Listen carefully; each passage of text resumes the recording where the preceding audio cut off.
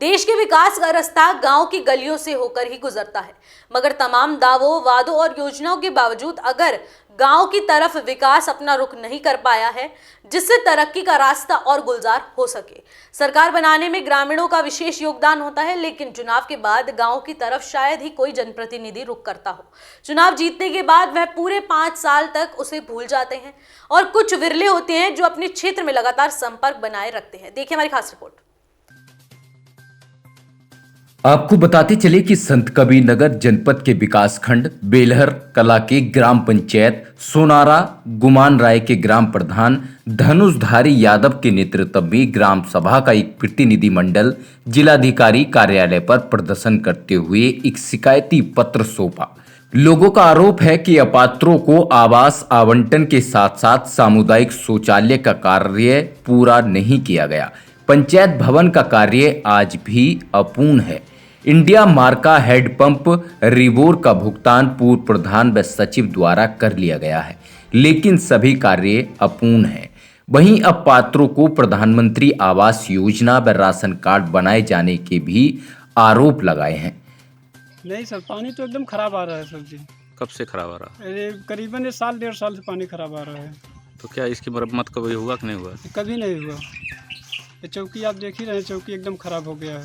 चौकी की बात नहीं, जल कैसा मिल रहा है? जल खराब है सर, 1 मिनट पानी रखो पीला हो जा रहा है पूरा। तो इसकी शिकायत कभी आप ग्राम प्रधान से किए थे आप? किए थे सर। तो क्या हुआ? नहीं सही करवाएं सर। बाहर क्यों बाहर जाते हैं? यहाँ जब से बना है तब से ऐसा ताला मारल बे, हमें पानी के व्यवस्था नहीं है। तो दिक्कत हो रही है आपको? दिक्कत तो होता है, बस सिवान में जाना पड़ता है। तो क्या इसके कभी कोई जिम्मेदार अधिकारी नहीं आया? कोई नहीं आया। ये कितना दिन हो गया इसको निर्माण हुए? एक बल्ले।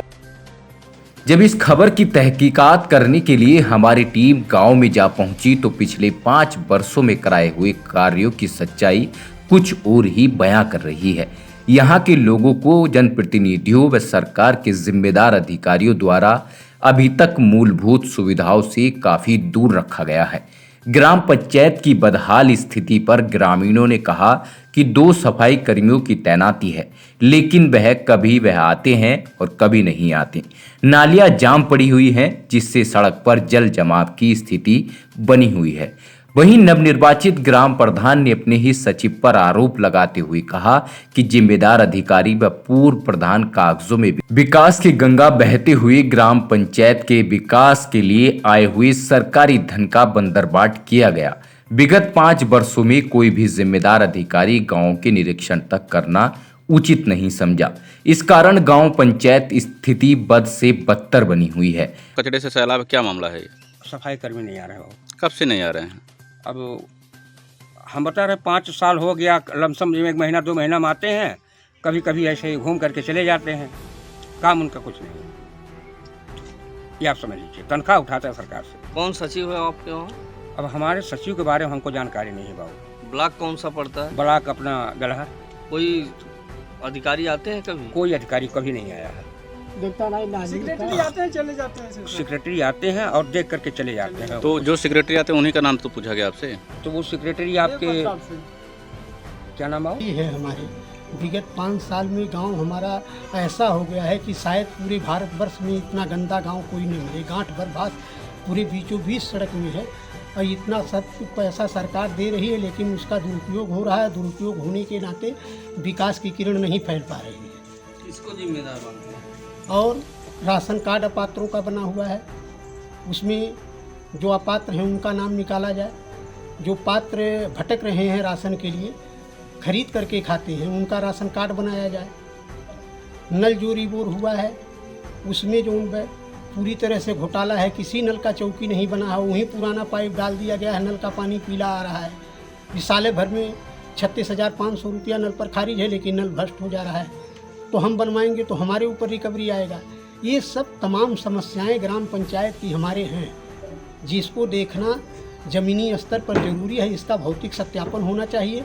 भौतिक सत्यापन हो करके जो यथाउचित हो, जो भी दोषी मिले उसके खिलाफ कार्रवाई।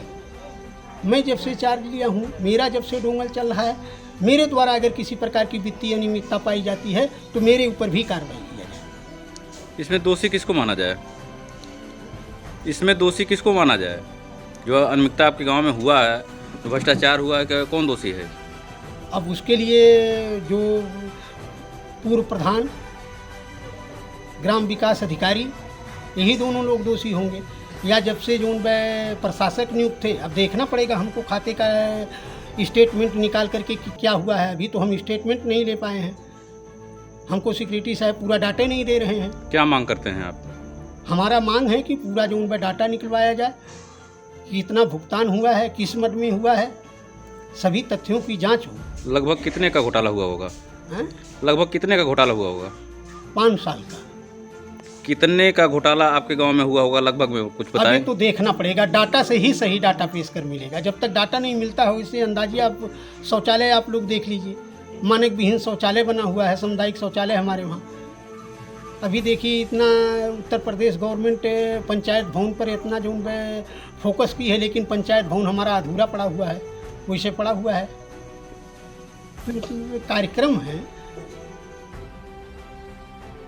अब देखना दिलचस्प होगा कि जिलाधिकारी द्वारा इस प्रकरण में क्या कार्रवाई की जाती है, या जांच के नाम पर इसे भी ठंडे बस्ती में डाल दिया जाएगा, ये तो समय ही बताएगा।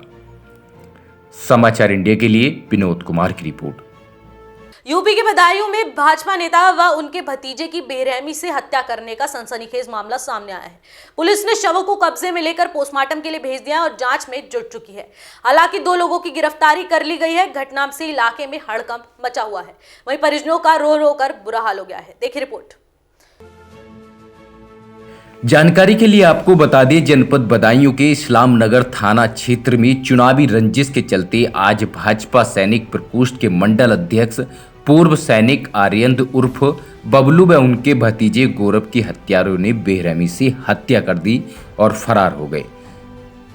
थाना इस्लामनगर क्षेत्र के गांव चिचेटा अलीपुर निवासी पूर्व फौजी आयेंद्र सिंह उर्फ बबलू तथा भतीजे गौरव के साथ गांव से इस्लामनगर बाइक से जा रहे थे। परिजनों की माने तो गांव कंदरपुर के पास पहले से घात लगाए बैठे गांव के ही सुभाष, नन्हे, आशीष आदि ने पहले गाड़ी से बाइक में टक्कर मारी, जिससे चाचा भतीजे गिर गए। बाद में दोनों की बेरहमी के साथ मार पीट कर पैर काट दिए गए और घटना स्थल से भाग गए। परिवार वालों को जब घटना की सूचना मिली तो वे तुरंत ही घटना स्थल पर पहुंच गए और आनन फानन में उन्हें इलाज के लिए बरेली ले जा रहे थे कि रास्ते में ही दोनों ने दम तोड़ दिया। पुलिस ने सबको कब्जे में लेकर पोस्टमार्टम के लिए भेज दिया है और परिजनों की तहरीर के आधार पर मुकदमा दर्ज कर नामजद 2 लोगों को गिरफ्तार कर जेल भेज दिया है। मर्डर वो कैसे हुआ? मर्डर हम दोनों लोग टिर्री पे जा रहे थे, ये हमसे आगे थे बाइक से।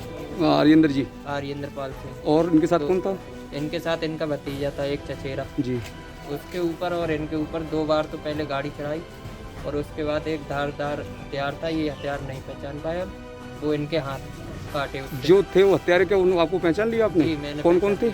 एक प्रेमपाल था धोबियों में, एक सुरेंद्र टीलर, नन्हे और सुभाष और आशीष, विनय, हिमांशु और नरेंद्र फौजी। फिर इनको आप कहाँ ले गए? आर्येंद्र को? जी।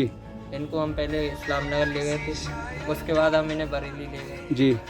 बरेली जाने के बाद हमने रास्ते में इनका स्टेटमेंट रिकॉर्ड कर लिया जी, और वो हम पर रिकॉर्ड है। ये बदायूं जनपद में इस्लामनगर थाना क्षेत्र की घटना है, जिसमें कल शाम को 2 व्यक्तियों की मृत्यु हुई है। परिजनों का आरोप है कि ये एक स्कॉर्पियो द्वारा मोटरसाइकिल को जानबूझकर टक्कर मारी गई है। संबंध में परिजनों द्वारा दी गई तहरीर के आधार पर जो रेलेवेंट सेक्शन है उनमें मुकदमा पंजीकृत कर लिया गया है और 2 व्यक्तियों की गिरफ्तारी भी कर ली गई है। पूछताछ जारी है, इन्वेस्टिगेशन चल रही है। जो भी तथ्य आएंगे उनके आधार पर आगे कार्रवाई की जाएगी। उत्तर प्रदेश और उत्तराखंड की तमाम छोटी बड़ी खबरों के लिए देखते रहिए समाचार उत्तर प्रदेश उत्तराखंड, खबरों की दुनिया। जुड़ने के लिए चैनल को सब्सक्राइब करें और लेटेस्ट न्यूज़ अपडेट के लिए बेल आइकन दबाएं।